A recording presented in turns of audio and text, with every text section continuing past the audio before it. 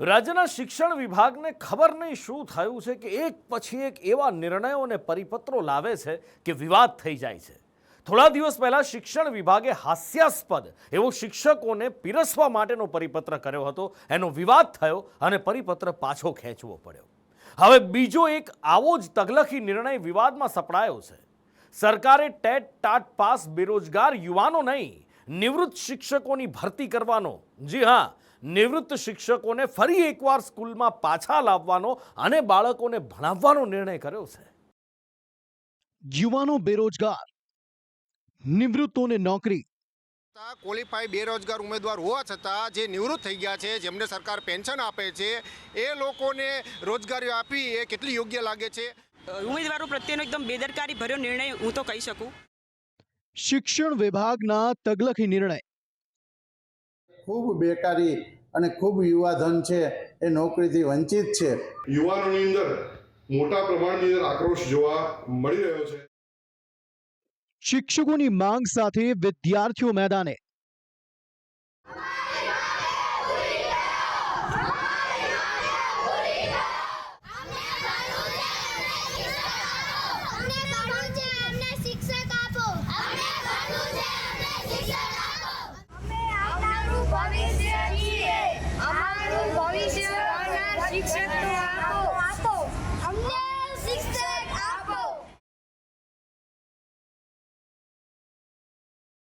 આંખે પાટા બાંધી સૂત્રોચ્ચાર કરી રહેલા બાળકો કચ્છના મુદ્રા તાલુકાના ગુંદાલા અને બરાયા ગામના છે।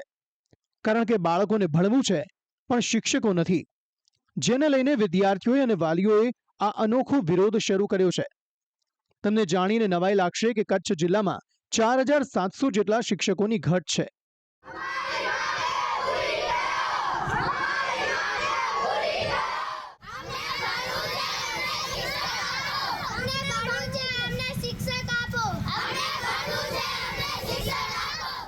એક બાજુ વિદ્યાર્થીઓ શિક્ષકો માટે ટળવળી રહ્યા છે, તો બીજી બાજુ રાજ્યનું શિક્ષણ વિભાગ તગલખી નિર્ણય કરી શિક્ષકોનો મુદ્દો વધુ ગૂંચમાં મૂકી રહ્યું છે।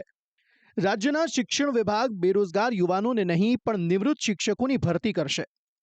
સરકારી પ્રાથમિક શાળાઓ તેમજ સરકારી અને ગ્રાન્ટેડ માધ્યમિક તથા ઉચ્ચતર માધ્યમિક શાળાઓમાં શિક્ષકોની નિયમિત ભરતી તથા જ્ઞાન સહાયકોની નિમણૂક બાદ પણ ખાલી રહેલી જગ્યાઓ પર વચગાળાની વ્યવસ્થા તરીકે નિવૃત્ત શિક્ષકોની શરતો આધીન ભરતી કરવામાં આવશે, જેમાં જ્ઞાન સહાયક ચૂકવાતા માનદ વેતન જેટલું જ વેતન ચૂકવવામાં આવશે। જો કે આટલા બાદ પણ રાજ્યની શાળાઓમાં કાયમી શિક્ષકોની જગ્યા ખાલી જ રહેશે। પ્રવાસી શિક્ષક ફરકતા નથી, વિદ્યા સહાયક જ્ઞાન સહાયક જતા નથી, એટલે હવે શિક્ષણ વિભાગે આ નવું નિવૃત્ત શિક્ષકનું ગતકડું કાઢ્યું છે। બીજી બાજુ રાજ્યના શિક્ષકની જરૂરી લાયકાત ધરાવતા હજારો નહીં, લાખો બેકાર યુવાનો ભટકી રહ્યા છે। છેલ્લે વર્ષ 2023માં લેવાયેલી ટેટ ટાટમાં સફળ થયેલા ઉમેદવારોની સંખ્યા 99,000 કરતાં વધુ છે અને પીટીસી, બીએડ જેવી શૈક્ષણિક લાયકાત ધરાવતા બેકારોની સંખ્યા લાખોમાં છે। આ સંજોગોમાં નિવૃત્તોને ફરી નોકરી પર રાખી સરકાર શું કરવા માંગે છે તે સમજાતું નથી। ગઈકાલે સરકારે જે 62 વર્ષથી ઓછી ઉંમરના જે નિવૃત્ત શિક્ષકોને રોજગારી આપવાની વાત કરી છે। પહેલાં તો નવાઈની વાત છે કે બેરોજગાર ઉમેદવાર હોવા છતાં, ક્વોલિફાઈડ બેરોજગાર ઉમેદવાર હોવા છતાં જે નિવૃત્ત થઈ ગયા છે, જેમને સરકાર પેન્શન આપે છે, એ લોકોને રોજગારી આપી એ કેટલી યોગ્ય લાગે છે? મને તો સમજાતું નથી। સરકાર આ ગતકડા ક્યાંથી લાવે છે? જ્ઞાન સહાયક નિવૃત્ત શિક્ષકોને રોજગારી આપીએ, બેરોજગાર ઉમેદવારો છે તો એમને રોજગારી આપો ને, જેને જરૂર છે એને રોજગારી આપો ને, અને ક્વોલિફાઈડ ઉમેદવારો છે એને રોજગારી આપો। તમે આવા નવા ગતકડા લાવો ને, નકર અમારે ઉગ્ર આંદોલન કરવું પડશે। એ નિવૃત્ત શિક્ષકો છે એમને રોજગારીની જરૂર નથી, અને જેને રોજગારીની જરૂર છે એ સતત માગણીઓ કરે છે, છતાં સરકાર સાંભળતી નથી। તો અમારી એક જ વિનંતી છે સરકારને કે જેને રોજગારીની જરૂર છે એને રોજગારી આપે અને આ જે ભરતી ચાલુ છે એને તાત્કાલિક ધોરણે પૂરી કરવામાં આવે। આ સરકારનો એકદમ કહેવાય ને ઉમેદવારો પ્રત્યેનો એકદમ બેદરકારી ભર્યો નિર્ણય હું તો કહી શકું। કારણ કે જેને રોજગારીની જરૂર નથી એમને ફરીથી રોજગારી આપે છે, અને જેને રોજગારીની ખરેખર જરૂર છે એને તો રોજગારી આપતા નથી। નિવૃત્ત શિક્ષકોની ભરતી મુદ્દે રાષ્ટ્રીય શૈક્ષિક મહાસંઘ અને પ્રાથમિક શિક્ષક સંઘે નારાજગી દર્શાવી છે અને બેરોજગાર ઉમેદવારોની કાયમી ભરતી કરવામાં આવે તેવી માંગ કરી છે।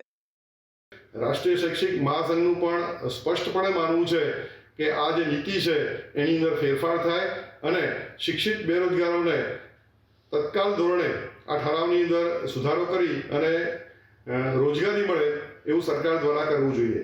અગત્યની બાબત એ છે કે કોઈ પણ સંગઠન કે કોઈ એવી માંગ ઉપસ્થિત થઈ નહોતી, આ છતાં પણ કેમ જાણે કેમ આવા ઠરાવ કરવામાં આવે છે અને જેને કારણે યુવાનોની અંદર મોટા પ્રમાણની અંદર આક્રોશ જોવા મળી રહ્યો છે. જ્ઞાન સહાયક ઉંમરમાં છૂટછાટ કે જિલ્લા વાઇઝ ભરતી કરે અને ટેટ ટાટ વગર ભરતી કરે તો 100% કેન્ડિડેટો મળે. આજે ખૂબ બેકારી અને ખૂબ યુવાધન છે એ નોકરીથી વંચિત છે અને આવડી મોટા પ્રમાણમાં જગ્યાઓ ખાલી છે. તો હું તો સરકારને વિનંતી કરું છું કે પૂરા પગારના કર્મચારી તરીકે જ રાજ્યમાં આજે 20,000 જેવી જગ્યાઓ હોય તો એક ઝુંબેશના રૂપે આ શિક્ષણ, બાળકના શિક્ષણ સાથે ચેડા થાય છે.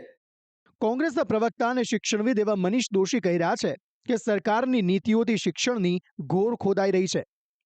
સરકાર તગલખી નિર્ણયો કરે છે અને પછી જો યુવાનો આંદોલન કરે તો સરકાર વાત સાંભળવાના બદલે યુવાનોને લાઠી આપે છે. પણ સરકાર દર વખતે કાં ચૂંટણી આવે અથવા તો વિધાનસભામાં કોઈ પ્રશ્ન પૂછે ત્યારે હંમેશા ખાતરી આપે, પણ ક્યારેય ખાતરીનો અમલ નહીં કરવાનો. ટેટ ટાટ પાસ થયેલા યુવાનો ગાંધીનગરમાં ગાંધી ચિંતા માર્ગે પોતાની વાતને હક રજૂઆત માટે આવે તો એને એમની વાત સાંભળવાને બદલે એમને લાઠીઓ આપવામાં આવે, એમને ઢસડીને એમની સાથે અમાનવીય વ્યવહાર કરવામાં આવે બહેન દીકરીઓ સાથે. મને એમ લાગે કે સરકાર સંપૂર્ણપણે શિક્ષણને નુકસાન થાય તેવી નીતિ અખત્યા કરે છે. જોકે આ બધા વચ્ચે રાજ્યના બાળકો પીસાઈ રહ્યા છે, જેઓ આજે પણ શિક્ષકો વગર ભણી રહ્યા છે. રાજ્ય શાળા સંચાલક મંડળના પ્રમુખ ભાસ્કર પટેલ કહી રહ્યા છે કે આવા ગૂંચવાડા ભર્યા ઠરાવથી શિક્ષકો મળતા નથી. પોતાના અનુભવના આધારે તેમણે ઉકેલ પણ આપ્યો કે શિક્ષકોની જવાબદારી ડીઈઓને સોંપાય તો કામગીરી સરળ થઈ જશે. નિવૃત્ત શિક્ષક આવે ખૂબ આનંદની વાત છે. અમારો ક્લાસરૂમ ખાલી નહીં પડે, અમારા બાળકોને ખૂબ અનુભવી શિક્ષકો ભણાવશે, એનો આનંદ છે. પણ અમારી રજૂઆત એ હતી કે ભાઈ આપ જો અમને કાયમી શિક્ષક ના આપી શકતા હો, એ જ રીતે જ્ઞાન સહાયક જો અમારા ત્યાં હાજર ન થતા હોય ત્યારે જિલ્લા કક્ષાએ આપ જે બીજા ઉમેદવારો છે એ ઉમેદવારોની યાદી બનાવડાવો અને એ ઉમેદવારોમાંથી જિલ્લામાંથી જ અમને આપો. જિલ્લા વાઇઝ જે BA BEd BSc BEd એટલે તાલીમી સ્નાતક, તાલીમી અનુસ્નાતક છે, જૂની ટાટ છે, પાસ થયેલા છે જેને તક નથી મળી, કે દ્વિસ્તરીય ટાટવાળા છે ને જે જ્ઞાન સહાયકમાં નથી જતા પણ પોતાના જિલ્લામાં જો તક મળતી હોય તો ચોક્કસ જવા તૈયાર છે.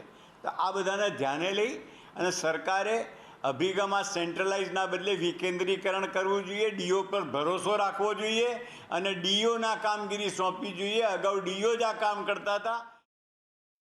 ખેર, આમ સરકાર ક્યારેક બાળગુરુ લઈ આવે છે, ક્યારેક વિદ્યા સહાયક, જ્ઞાન સહાયક, તો ક્યારેક પ્રવાસી શિક્ષક, જેમાં હવે નિવૃત્ત શિક્ષકનો ઉમેરો થયો છે. પણ આ બધા વચ્ચે કાયમી શિક્ષકો ક્યાં તે સવાલ હજુ જેમનો તેમ છે, જેને લઈને સરકારની નીતિ અને આશય બંને સ્પષ્ટ થઈ રહ્યા છે. બ્યુરો રિપોર્ટ, સંદેશ ન્યૂઝ.